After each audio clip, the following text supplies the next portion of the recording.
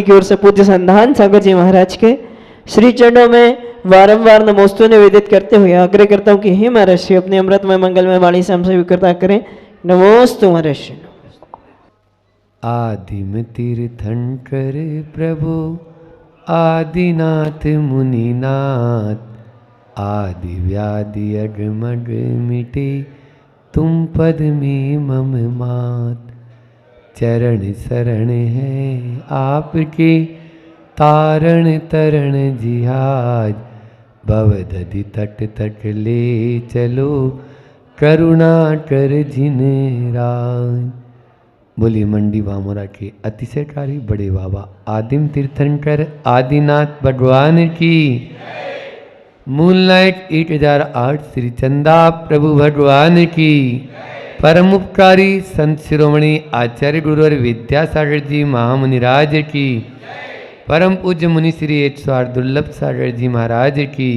पूज्य मुनि श्री 108 निरंजन सागर जी महाराज की। बोलिए परम पूज्य मुनि श्री 108 संधान सागर जी महाराज की। नमोस्तु।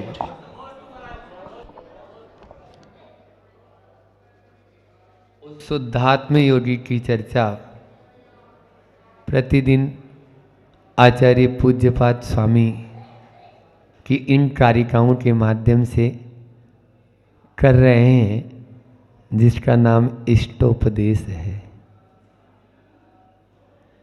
कल अपन ने जाना कि वो योगी जो अपनी आत्मा में लीन होना चाहता है या लीन है, उसकी कैसी संवित्ति हो जाती है, उसको कैसा अनुभव में आने लगता है। उसी बात को, क्योंकि जो चीज हम पाना चाहते हैं ध्यान उधर ही होना चाहिए, तभी उसको प्राप्त कर पाएंगे। सम्मेद शिखर जी जाना है तो सम्मेद शिखर जी की ही टिकट आपको लेनी पड़ेगी, और उसके लिए उसी तदनुरूप पुरुषार्थ भी जरूरी है। यदि आप अन्यत्र इधर उधर की बात कर रहे हैं, इसका मतलब आपका लक्ष्य के ऊपर ध्यान ही नहीं है, और तभी हम उतने प्रतिशत में फेल हो जाते हैं। 100% चाहते तो हैं, लेकिन काम हम 100% नहीं कर पाते हैं। उसमें ही तल्लीन होंगे तब हमें उस वस्तु की या उस आत्म तत्व की प्राप्ति हो पाती है। आज भी आचार्य पूज्यपाद अपनी उसी बात को और आगे दृढ़ करते हुए कि कैसा अनुभव करता है या किस प्रकार से वह चाहता है जो अपनी आत्म तत्व की और रुचि रखता है, इस कारिका के माध्यम से इच्छत्येकांत संवासम निर्जनम जनितादर निज कार्यवसात् किंचित दुत्वा विस्मृति द्रुतम। बहुत ही अच्छी कारिका है कि अपने कार्यवसात वह बोलकर भूल जाता है। निज कार्य वसात किंचित दुत्वा उठ्वा विस्मृति द्रुतम, शीघ्र ही उसको विस्मरण कर देता है। एक विशेषता तो ये होगी, और दूसरी विशेषता ये है इच्छत्येकांत संवासम निर्जनम जनितादर है। वह हमेशा ऐसी इच्छा रखेगा, ऐसी इच्छा अभिलाषा चाह रखेगा, एकांत संवासम एकांत वास में रहना चाहेगा, एकांत चाहेगा, भीड़ भाड़ नहीं चाहेगा। आचार्य श्री जी कहते हैं कि जहां कोलाहल है वहां कोई हल नहीं, जहां कोलाहल है वहां कोई हल नहीं है। इसलिए कोलाहल में हल नहीं मिल सकता। यदि हल चाहते हैं या अपनी आत्मा के पास आना चाहते हैं तो एकांत में जाना होगा। लेकिन हम एकांत में भी, एकांत कई तरह के होते हैं, और उस एकांत जैसे इमरजेंसी लगी, जब इंदिरा जी का राज था उस समय इमरजेंसी लगी थी, उस समय भी एकांत में रखा गया।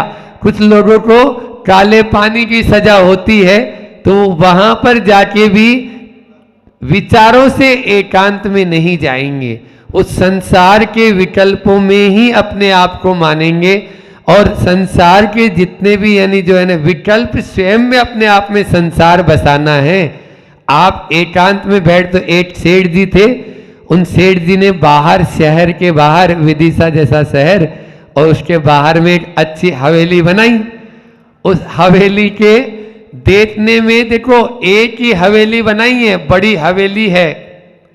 अब एक चोर ने देखा तो उसका मन क्या करेगा, अच्छा स्थान है चोरी करने का, या कोई भी नहीं देखेगा। व्यापारी सोचेगा अच्छा स्थान है, बाहर की बाहर माल आ जाएगा और बाहर की बाहर ही चले जाएगा, कोई टैक्स वगैरह, कोई लिखा पढ़ी, 2 नंबर में सब काम होते रहेंगे। बोलो, जो भोगी है वो ये सोचेगा कि यहाँ पर व्यभिचारी है तो यहाँ पर अच्छा एकांत स्थान है, लेकिन जो योगी है वो ये सोचेगा नहीं, यहाँ पर मुझे किसी तरह का कोई कोलाहल सुनाई नहीं देगा, भीड़ भाड़ नहीं मिलेगी, और इसी भीड़ से बचने के लिए प्रशांत रूपाय दिगंबराय प्रशांत माश्रिता वनांता माश्रिता, यानी वो मन में प्रशांति को लाने के लिए वन में आश्रित होते हैं। आचार्य भगवंत अपने जितने भी चातुर्मास किए हैं कुछ शहरों को छोड़कर, चाहे वो विदिशा भोपाल हो, है ना, तो इनको छोड़कर बाकी वो क्षेत्रों पर ही ज्यादा रहते हैं। लेकिन कहें क्या, उनका पुण्य का प्रताप इतना तेज है कि वहां जंगल में भी वो मंगल हो जाता है। जहां एक घर नहीं, नेमावर में देखो ना, अब खाते गांव से नेमावर की दूरी लगभग 13, 14, 15 किलोमीटर है। उस 15 किलोमीटर की दूरी में कोई घर नहीं है। नेमावर बस्ती में जरूर थोड़े 2, 4, 5 परिवार हैं, लेकिन क्षेत्र पर कुछ नहीं था। और आज ऐसी रौनक होगी कि वहां बिल्कुल प्रतिदिन लगा रहता है, और इतने विशाल विशाल जिनालय भी वहां बन चुके हैं। तो एकांत का आश्रय लेता है योगी। क्यों लेता है? क्योंकि इसको मालूम है इसी के माध्यम से मेरा कल्याण होगा। सर्वम निराकृत विकल्प जालम, सारे विकल्पों का जाल है संसार कांतार निपात हेतुम।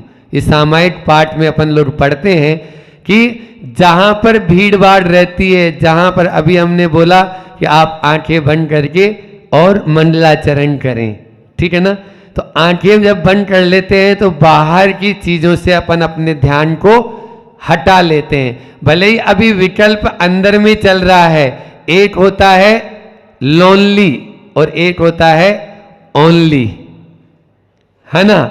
एक होता है लोनली, मतलब आप बाहर से पहले अपने सारे संबंध हटा लो, और फिर होता है ओनली। अब भीतर में आंखें तो बंद कर ली है, लेकिन अभी भी भीतर में मन वचन काय की प्रवृत्ति में उथल पुथल चल रही है। ये उथल पुथल, बाहर से संबंध हटाना बहुत सरल होता है, लेकिन अपनी आत्मा से संबंध जोड़कर एक पर टिकना, ओनली एक पर आना, वो बहुत कठिन होता है। हम बंद कमरे में भी बैठ जाएंगे तो भी वहां पर भी विकल्प बहुत सारे आते रहते हैं। आचार्य भगवंत आज पूज्यपाद स्वामी इस कारिका के माध्यम से हमको यही बात समझा रहे हैं कि तू कहीं पर भी रह, लेकिन अपने भीतर आने की कोशिश कर। आचार्य श्री जी कहते हैं तुम भी तर जाओ और तुम भी तर जाओ। जैसे ही हम भीतर आएंगे अपने आप में निश्चित रूप से उस आत्म तत्व को पा लेंगे। लेकिन वो एक को हम निर्मम शुद्धो, एक पर हमारी दृष्टि होगी, तभी हम उस आत्म तत्व की ओर दृष्टि रख पाएंगे। और दूसरा है निज कार्य वसात किंचित द्रुत्वा विस्मृति द्रुतम। हाँ, मतलब पहले तो वो बोलेंगे ही नहीं, और बोलेंगे तो बोलकर तुरंत भूल जाएंगे, विस्मरण कर देंगे। और हम क्या करते हैं, याद रखते हैं, स्वीट मेमोरी है ना, अच्छी अच्छी यादें, अपनी यादों को तरोताजा करते रहते हैं और इन तरोताजा के लिए एल्बम बनाते हैं, बड़े बड़े मोटे मोटे एल्बम रखते हैं। इनके माध्यम से और ज्यादा विकल्प वो राग द्वेष के कारण ही बनते हैं। समझ में आ रही है ना? योगी ऐसा नहीं करेगा। जैसे जल्दी से ही कोई भी बात को, छोटे बच्चे होते हैं है ना, आप देखो एक दूसरे से लड़ भी लेंगे और थोड़ी देर बाद में ही, इसलिए ये यथाजात मुद्रा कही है। जैसे बालक होता है ना, वैसी ये मुद्रा है। दिगंबर वेश को भी ऐसा ही बताया, तू साधु बन चुका है तो अब तुझे कोई भी बात को गांठ नहीं बांधना है। गांठ बांध कर रखोगे तो वो तो और ज्यादा, अपन कोई पुराना कैलेंडर रखने का पसंद नहीं करते। अभी 2021 जा रहा है तो रोज प्रतिदिन, महाराज आजकल तो एक और आता है, प्रतिदिन यहाँ ऊपर लगा है ना, प्रतिदिन भी पन्ने फाड़ते चले जाते हैं। हम बोले भैया लाओ नवंबर का कोई उस तारीख का तो बता दो, तो नहीं बता पाएंगे है ना। और 1-2 साल पुरानी कैलेंडर मांगेंगे तो वो तो मिलेगा ही नहीं घर में। हम बोलेंगे कि 2019 का कैलेंडर लाके दे दो भैया, तो मिलेगा किसी घर में, बोलो। लेकिन 2019 की बात को तो बिल्कुल बांध के रखी हुई है। उसने मुझे 4 साल पहले महाराज ऐसा कहा था, इसलिए मैं उसके घर नहीं जा सकता हूं।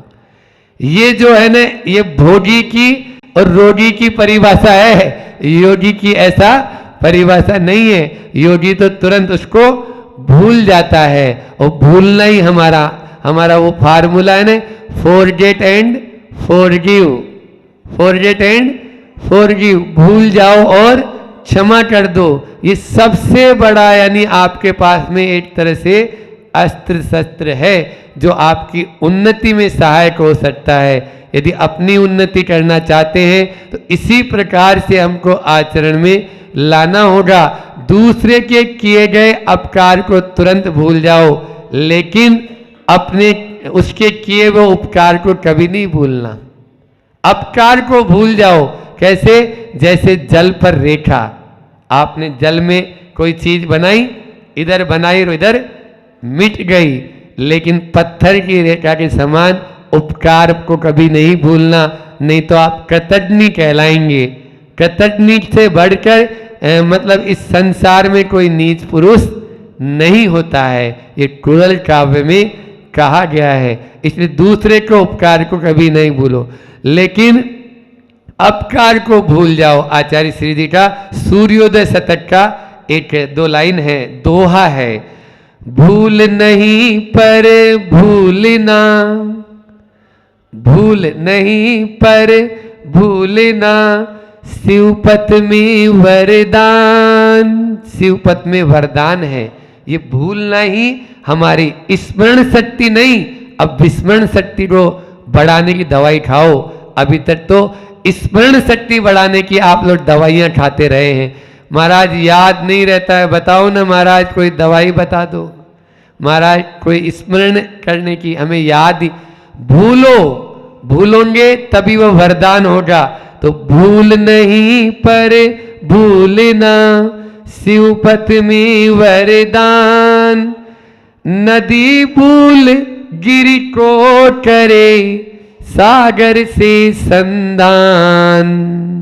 सागर से संधान करती है वो, सागर से मुलाकात कर लेती है, गिरि को भूलती है। तब बाहर से निकली, नर्मदा अमरकंटक से निकली है, छोटी सी पतली सी धारा के रूप में है, लेकिन उस अमरकंटक को छोड़ दिया, उसको भूल गई, तो वही जाके भड़ूच में महासागर का रूप ले लेती है, और वहां पर किलोमीटर में उसकी लंबाई चौड़ाई है। ये तब वो अपने विशाल रूप को प्राप्त करती है जब अपने पूर्व इतिहास को भूल चुकी है। लेकिन भूल नहीं पर भूलना, लेकिन उन्हें मत भूल जाना जिनसे बचना है वक्त वक्त पे। आचार्य श्री जी का हाइकू है ना, उन्हें मत भूलो जिनसे बचना है वक्त वक्त पर। जिनसे बचने की जरूरत है उनको मत भूल जाना। जो पाप है, कसाय है, अन्य अन्य जो व्यसन है, इनको याद रखने की जरूरत है कि ये हमें हानिकारक है, ये हमारे पतन के कारण है, ये हमें पतित कर सकते हैं, ये हमें संसार के कांतार यानी वन में ही घुमाने वाले हैं। इसलिए इनसे बचने की हमें बहुत ज्यादा आवश्यकता है। अपने आप को इन दो बातों को याद आज इस कारिका के माध्यम से अपन को याद रखना है। पहली बात आचार्य भगवंत ने हमसे कही है कि एकांत जो है वो चाहिए। जैसे कोई भी अस्पताल होता है ना, या कोई विद्यालय कहाँ बनाते हैं बोलो? सिटी के बीच में नहीं, सिटी से बाहर। क्यों बनाते हैं? इसलिए बनाते हैं कि वहां शोरगुल, बल्कि जो गाड़ी आती जाती है ना, उसके हॉर्न के लिए भी प्रतिबंध लगा हुआ रहता है। आप लोगों ने देखा हो तो एक बोर्ड लगा हुआ रहता है यातायात विभाग का, उस पर एक बांसुरी जैसी बनी हुई रहती है ना, वो बजाने वाली, और उस पर ऐसे क्रॉस का चिन्ह लगा हुआ है। मतलब आप इस क्षेत्र में हॉर्न नहीं बजा सकते, ठीक है ना, अन्य क्षेत्र में बजाओ। क्यों? इसके माध्यम से कलकत्ता में जब हम लोगों का बिहार होता था, अस्पताल के सामने से यदि गुजरना है तो बाजा नहीं बजा सकते। और ये सही लगा, मुझे उचित लगा। हजारों रोगी अंदर में वहां पर हैं, और उन रोगियों को यदि आप वो अपने बाजे की आवाज सुनाएंगे तो क्या ये उचित है? उनके लिए तो वो कर्ण के लिए यानी जो है ना, और मानसिक व्याधि के लिए भी वो कारण बनता है। वहां कभी नहीं, किसी भी अस्पताल के सामने से, मंदिर के सामने से, चर्च के सामने से, गुरुद्वारा के सामने से, मस्जिद के सामने से जाएंगे बाजा बजा सकते हो, लेकिन आप उसके सामने, अस्पताल के सामने से, रोगी के लिए भी यही कहा जाता है। डॉक्टर साहब कहते हैं अब एकांत में रहो, अब आपको ज्यादा जवाब, क्योंकि जो आएगा वो क्यों, क्या हो गया, तो वो जवाब देता देता ही आधा पागल हो जाता है। जो बीमार होता है ना, वो बोलता है भैया तुम लोग मेरे से ये मत पूछो, हाथ तो टूटा जो टूटा, कैसे टूटा, अब वो एक को बता दिया, तो एक गले में वो लटका लो लिख के कि हाथ कैसे टूटा था मेरा, जिससे वो आए तो उसको मालूम चल जाए, भैया पढ़ ले भैया ये नोटिस लगा हुआ है। ये स्थिति है या नहीं है? होता है, ये प्रैक्टिकल है। इसलिए एकांत में जब एक रोगी को भी इतना आराम मिलता है और उसको सुकून मिलता है, तो एक योगी को एकांत में आराम और सुकून क्यों नहीं मिलेगा? जरूर मिलेगा। आचार्य श्री जी का पद्यानुवाद इन पंक्तियों के माध्यम से देखते हैं। जन मन तन रंजन में जिसको किसी भांति ना रस आता, अतः सदा एकांत चाहता, मुनि बन वन में बस जाता। हमेशा वह एकांत चाहता है और मुनि बनकर वह वन में बसना ही चाहता है।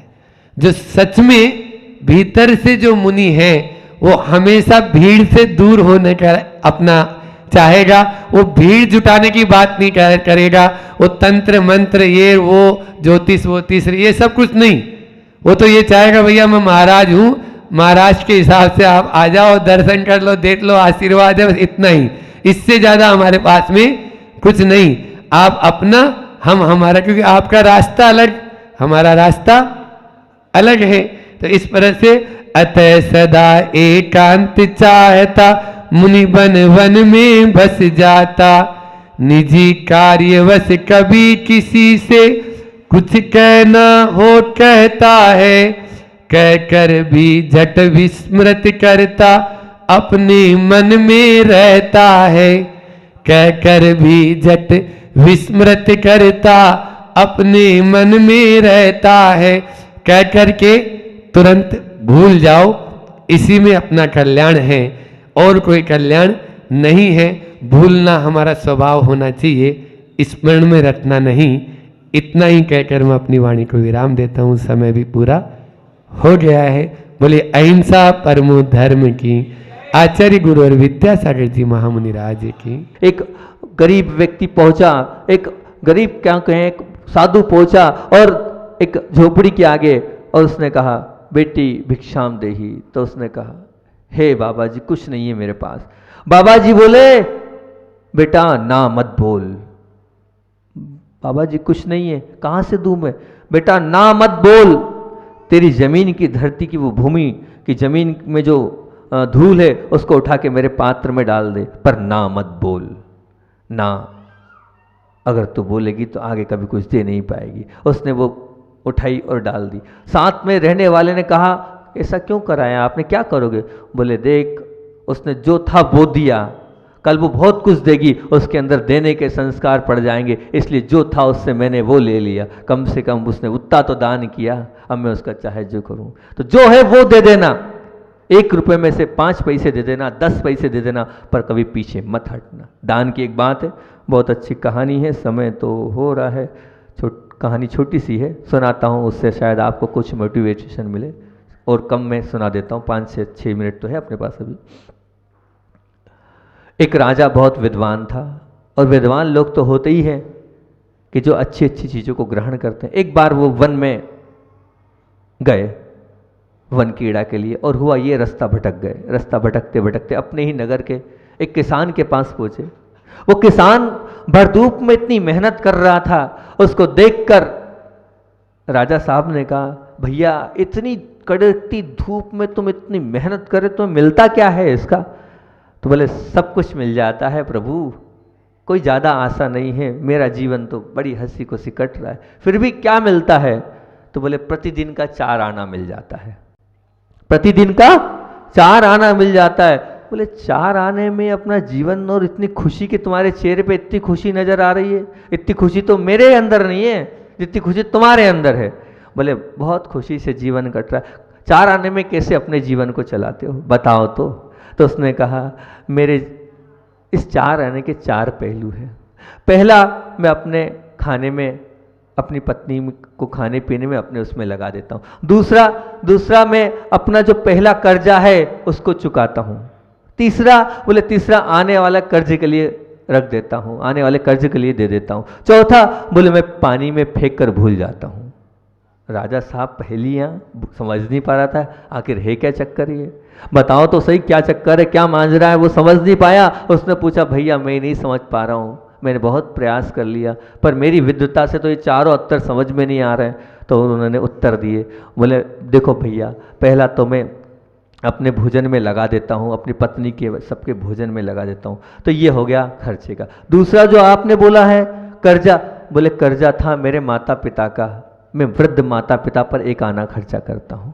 अच्छा ये वाली बात है। और बोले तीसरा जो आप बोल रहे आने वाला, बोले आने वाला मैं मेरे बच्चों पे खर्चा करता हूँ, ताकि क्या होगा, वो जो आने वाला जो मेरे बच्चे हैं वो मेरी देख रेख करेंगे। और चौथा, बोले चौथा तो भूल जाता हूँ, मैं फेंक देता हूँ, क्योंकि वो अगले भाव के लिए है, अब के इस भाव में मिलना ही नहीं है तो भूल जाता हूँ, बोले दान कर देता हूँ 1 आने को। बड़ा प्रसन्न राजा, इतना गरीब व्यक्ति और इतने अच्छे भाव, इतना कि ये पैसा फेंक रहा है, भूल रहा है, और यहाँ तक कि माता पिता के लिए भी दे रहा है, और यहाँ तक कि बच्चों के लिए इस प्रकार से मान रहा है। बहुत अच्छे भाव हैं इसके, बात तो इसकी एक एक बहुत अच्छी हैगी। अब ये पूरी बात मेरी प्रत्येक प्रजा के प्रत्येक सदस्य के पास पहुँचना चाहिए। तो उसने सोचा ठीक है, पर ऐसे पहुँचेगी नहीं, इसमें कुछ ना कुछ दिमाग लगाया, और उसने कहा ये तो मैं पूरी राज दरबार में इस प्रश्न का उत्तर पूछूंगा। और जब पूछूंगा, क्योंकि देखो मैं अगर आपसे कुछ पूछता हूँ ना, तब फिर आप क्या है अगले दिन याद करके पूरी तैयारी से आते हैं, और मैंने कुछ बता दिया तो आप जय राम जी की। तो उसने कहा नहीं, ये बात तो सबके जीवन में उतरनी चाहिए, अगर जीवन में उतारना है तो पूरी प्रजा से पूछना है, और जो बताएगा उसको इनाम दिया जाएगा। पर उसको लगा कहीं ऐसा नहीं हो कि किसान से लोग पूछ ले आके। तो उसने कहा एक बात ध्यान रखना, ये जो आपने मुझे उत्तर दिया है ना, जब तक तुम राजा का 1000 बार मुख नहीं देख लो, 1000 बार मुख नहीं देख लो, तब तक मुंह मत खोलना। आज से नियम ले लो कि तुम्हारी पत्नी भी पूछे तो मत बताना, बच्चे भी पूछे मत बताना, नहीं तो तुम्हारी गर्दन अलग कर दी जाएगी, तुम्हारी गर्दन अलग कर दी जाएगी। और राजा पहुंचा, और राजा ने ऐलान किया कि मैं 4 प्रश्न पूछ रहा हूं, इन 4 प्रश्नों का उत्तर चाहिए, और जो उत्तर नहीं देगा दादागिरी के साथ, उसका तो बुरा होगा, सबसे पूछूंगा मैं। पहले दरबारियों में प्रमुखता से पूरे नगर में उसने ढिंडोरा पिटवा दिया, और 4 प्रश्न वही करे। वो 4 प्रश्न थे कि 4 आने वो खर्चा करता है, 1 आना खर्चे में, दूसरा आना कर्जे में, कौन सा, पुराने कर्जे में, और तीसरा आना आने वाले कर्जे में और चौथा फेंक देता है। विद्वान लोगों ने बहुत दिमाग लगाया लेकिन उत्तर समझ में नहीं आ रहा था।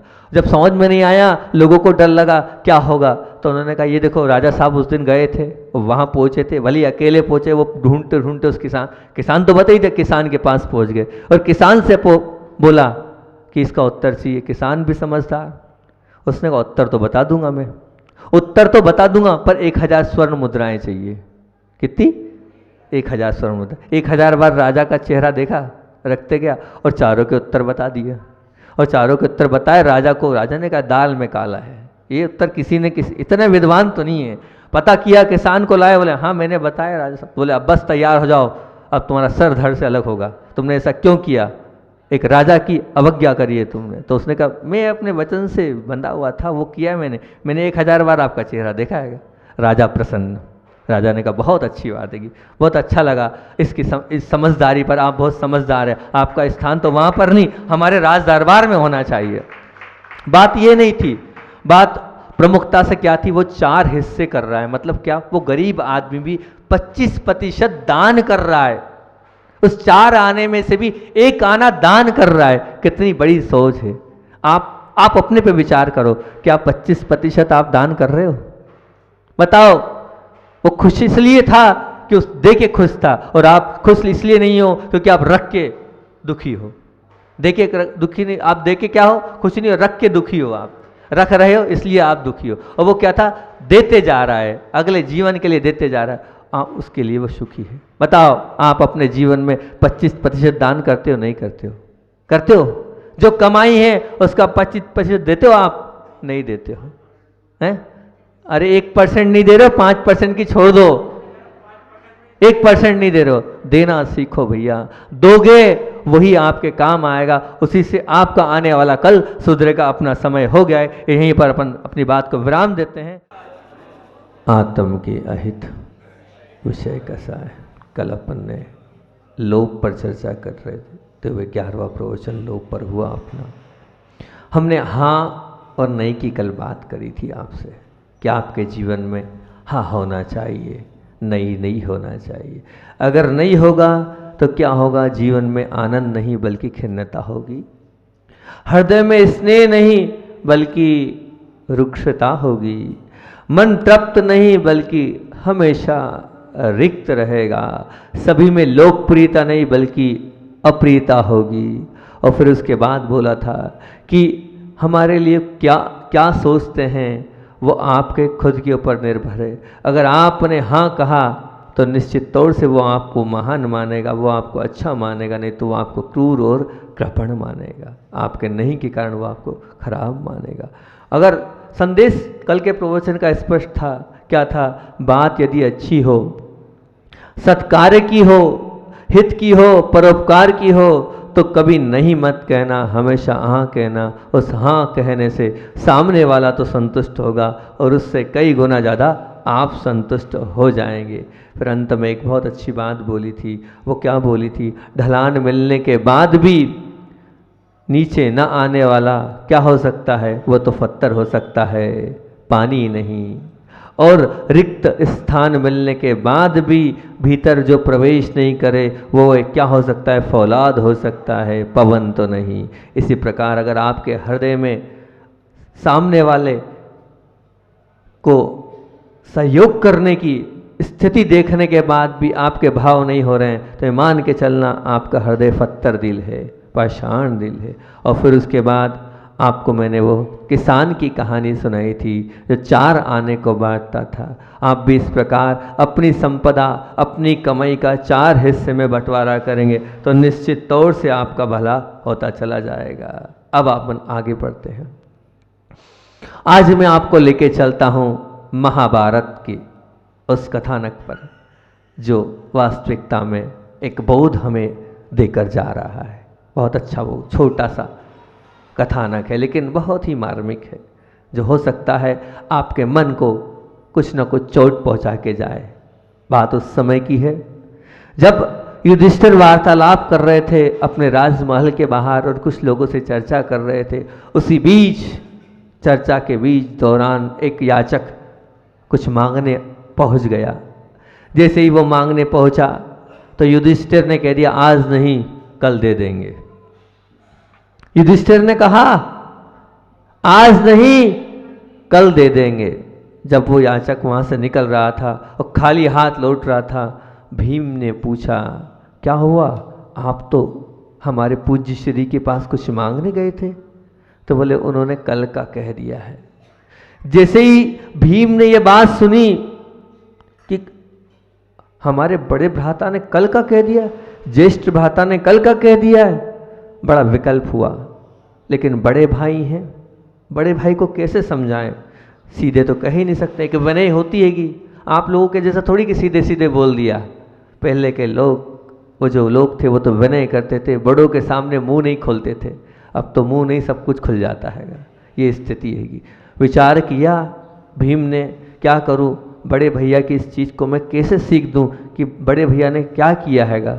कल पे उन्होंने इस बात को छोड़ दिया है। फिर दिमाग लगाकर भीम ने भी बहुत अच्छा काम किया और चौक में नगाड़े बजवा दिए। वो नगाड़े जब कहीं विजय होती है, कहीं जीत होती है, तब बजाए जाते हैं उस, क्योंकि अलग अलग नगाड़े होते हैं। कभी मृत्यु होती है तो उसका नगाड़ा अलग होता है, शादी होती है उसका नगाड़ा अलग होता है, और कोई फंक्शन होते हैं उसका नगाड़ा अलग होता है, और जीत का नगाड़ा तो कुछ अलग ही होता है। अब विजय के नगाड़े बजने लगे। अंदर युधिष्ठिर ने सोचा ना तो कोई युद्ध करने गया है और ना कोई बात है, आखिर क्या बात है, ये जीत के नगाड़े क्यों बज रहे हैं हमारे राज्य में? और उन्होंने बुलाया और क्यों, क्या बात है? वहीं पहुंच गए चौक में। ये नगाड़े किस विजय की खुशी में बज रहे हैं? ये नगाड़े किस विजय की खुशी में बज रहे हैं? तो भीम ने कहा प्रभु अगर कुछ आप बुरा ना माने तो मैं कुछ कहूँ, विनय पूर्वक हाथ जोड़ के। बोले हाँ हाँ बोलो भीम, क्या बात है? तो भीम बोलते हैं कि मुझे बड़ी प्रसन्नता है, आपने काल को जीत लिया। क्या कहा भीम ने? मुझे बड़ी प्रसन्नता है, आपने काल को जीत लिया। तो युधिष्ठिर बोलता है आज तक किसी ने कोई ऐसा माई का लाल नहीं हुआ है जो काल को जीत पाए। कोई नहीं है बंधु, सिर्फ वो तो मोक्षगामी जीव ही काल, जिन्होंने काल को जीत लिया। हम जैसे संसारी प्राणी कैसे काल को जीतेंगे? और मैं अभी तो कुछ हुई नहीं, कैसे काल को जीत पाऊंगा? बोले नहीं प्रभु, आपने काल को जीत लिया है। तभी तो कहा आपने आज नहीं कल दे दूंगा, तभी तो ये बात कही है आज नहीं कल दे दूंगा। ये आपका कल बता रहा है कि आपने काल को जीत लिया। नहीं नहीं, वो तो मैंने बोल दिया, बिजी था, काम में लगा हुआ था, चर्चा में मग्न था, ऐसा भाव नहीं था। मेरे भाव तो देने के हैं, कल दूंगा। तो इसका तो तात्पर्य ये है आपको पक्का मालूम है कि कल तक वो भी जीवित रहेगा, और आपको अपना भी मालूम है कि कल तक आप भी जीवित रहोगे। नहीं नहीं, युधिष्ठिर बोला पल का भरोसा नहीं है, तुम कल की क्या बात करते हो? जब कल आपके हाथ में नहीं है तो आज आपने क्यों नहीं दिया? जब भाव आपके देने के हैं तो देर क्यों? अभी क्यों नहीं? इसी वक्त क्यों नहीं? अभी देना चाहिए ना। आपने काल को जीत लिया है, ये स्वीकार करना पड़ेगा। जो जो ये सोच रहा है मैं आज नहीं कल बड़े बाबा के मंदिर में दान दे दूंगा, मैं आज नहीं बाद में कुछ कर दूंगा, अभी तो 7 साल में बनना है। ध्यान रखना, आपके पुण्य का खाता कम होते चले जा रहा है, आपके पुण्य का खाता कम होते चले जा रहा है। आप कल की परवाह में आज समाप्त कर रहे हैं। वो जो भाव है वो कल के कल ही रह जाएंगे। भाव अच्छे कामों में देर नहीं करना चाहिए। भाव आया नहीं तुरंत दो, क्या बोलते हैं ना, तुरंत क्या, तुरंत दान महाकल्याण। बस भाव आए नहीं है दो, पीछे मत हटो। अच्छे काम के तो पहली बात तो भाव होते नहीं है, और भाव हुए तो कल पे मत डालो, कल की चिंता मत करो। ना कल आप रहोगे, ना कल क्या भरोसा क्या हो, छूट जाएगी गाड़ी तो कहाँ जाओगे? मन के भाव मन में रह जाएंगे। इसलिए कल पर अगर आपके अंदर ये भाव है कि आने वाले समय में दूंगा, तो मैं तो ये मानता हूँ जैसे भीम ने युधिष्ठिर से कहा था कि आपने काल को जीत लिया, डिंडोरा पिटवा दो, तो मैं भी बंडी बामारा में एक जीत का नगाड़ा बजवा देता हूँ कि इनने कल के बाद जीत लिया है, कल को इन्होंने कल को जीत लिया है, तो मैं भी नगाड़ा बजवा देता हूँ। भैया बजाओ नगाड़ा, ये लोग कल देंगे, आज नहीं कल देंगे। देंगे तो श्रद्धा है बड़े बाबा के प्रति। ऐसा कोई भी नहीं है कि जो बड़े बाबा के प्रति निष्ठा नहीं रखता हो, आस्था नहीं रखता हो, बड़े बाबा के प्रति भक्ति नहीं रखता हो, बड़े बाबा के प्रति समर्पण नहीं, पर आज नहीं कल देंगे। आज नहीं कल देंगे। ये बहुत बड़ी विडंबना है हमारी। हम कल पर अच्छे कामों को सौंप देते हैं और बुरे कामों के लिए अभी चाहिए। ऐश्वर्य है, भोग विलास है, वो अभी इसी वक्त चाहिए। उसमें तो अभी जिद होगी, नहीं तो रोटी नहीं खाओगे आप, भोजन छोड़ दोगे आप, लड़ लोगे, झगड़ लोगे, सब कर लोगे। भोग विलास की बात आएगी तो अभी चाहिए। और जहाँ पर त्याग दान की बात होगी तो आप कल पे छोड़ देते हो। ध्यान रखना, इससे आप अपना स्वयं का नुकसान ही कर रहे हो, अपने स्वयं का बुरा ही कर रहे हो। अब इस बात को ध्यान रखना, कभी भी कल पर मत छोड़ना, कभी भी कल पर मत छोड़ना। कल आने वाला नहीं है, आज ही है, वर्तमान ही अच्छे काम के लिए। वर्तमान को साक्षी होकर तुरंत भाव आए तुरंत कर देना, जो होए सो ठीक।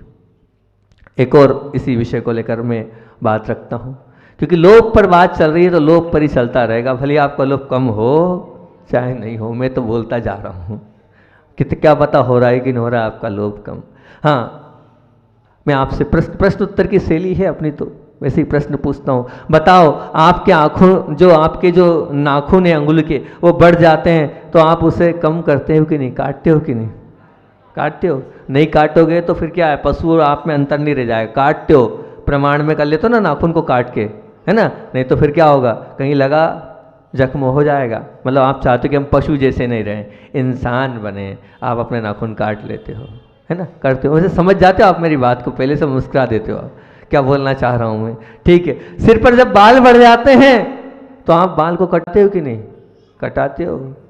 भैया सब आजकल महिलाएं भी जाती है ब्यूटी पार्लर में कटवाने, पुरुष की बात छोड़ दो, तो भी कटाते हो। क्यों? सब प्रमाण करते हो सुंदरता के लिए। नहीं करोगे तो राक्षस बन जाओगे आप। बहुत अच्छी बात है। भोजनालय में आप भोजन कर रहे हो, बैठे हो, आपके सामने तपेली रख दी, कटोरदान, वो क्या था, रोटियों को रखने का वो जो होता है बॉक्स, कटोरदान बोलते हैं उसको, क्या बोलते हैं? हाँ, वो पूरा रख दिया, पर आप क्या पूरा खा लोगे? नहीं नहीं महाराज जी, कैसी बात कर दी, बीमार थोड़ी होना है। 4 रोटी, 5 रोटी, 7 रोटी, 10 रोटी, और हम दाल पूरी तपेली नहीं खाएंगे, जितनी लेना, मतलब उसमें प्रमाण तय है आपका, जितना है उतना ही खाओगे आप, ज़्यादा नहीं खाओगे। पक्की है ना ये बात, तो कि सब खा लोगे? ऐसा तो नहीं करोगे ना? बहुत अच्छी बात है। मतलब आपको पूरा ये ज्ञान है कि आप प्रमाण सहित ही खाओगे। मान लीजिए आपको घर में आपको चद्दर ओढ़ना है, 10 मीटर की, 10 मीटर की ओढ़ लोगे क्या? नहीं, आप उसको अपने प्रमाण में अपने हिसाब से जितनी लगती हो आपको, 2-3 मीटर जो है उसको प्रमाण में कर लोगे, बड़ा नहीं, ज़्यादा नहीं, जितने अनुकूल होते हैं आप उस कपड़े को अपने हिसाब से, चाहे कपड़े पहनने वाली बात हो, चाहे वस्त्र की बात हो,